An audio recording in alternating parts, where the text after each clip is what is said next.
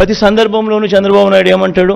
సంపద సృష్టించడం తెలిసిన వ్యక్తిని సంపద సృష్టిస్తా, ఆదాయాన్ని పెంచుతా.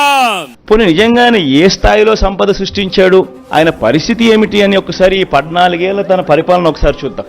ఆ రెడ్ లైట్స్ లో పెట్టినదంతా ఆయన పరిపాలనే. ఆ 14 ఏళ్ళ ఆయన పరిపాలన మీరే గమనించండి. ఆయన పరిపాలన చేసిన ఏ సంవత్సరంలో అయినా రెవెన్యూ సర్ప్లస్ ఉందా? ఆయన పరిపాలన చేసిన ఏ సంవత్సరంలో అయినా మీరు చూడండి రెవెన్యూ డెఫిసిట్. మళ్ళీ రెవెన్యూ ఎక్స్పెండిచర్కే రెవెన్యూ డెఫిసిట్ అవుతా ఉన్నప్పుడు నువ్వు సంపద ఎక్కడి నుంచి సృష్టించావు, ఎక్కడ నీ గత జీవితంలో ఎప్పుడు సృష్టించావు అని అడుగుతా ఉన్నా. It's reality. అదే చంద్రబాబు నాయుడు ముందు పరిపాలన కానీ చంద్రబాబు నాయుడు లేని పరిపాలన కానీ ఒకసారి చూస్తే అంత రెవెన్యూ సర్ప్లసే కనిపిస్తుంది. ఇది రియాలిటీ అయి కనిపిస్తూ ఉండగానే సంపద సృష్టిస్తానంటాడు.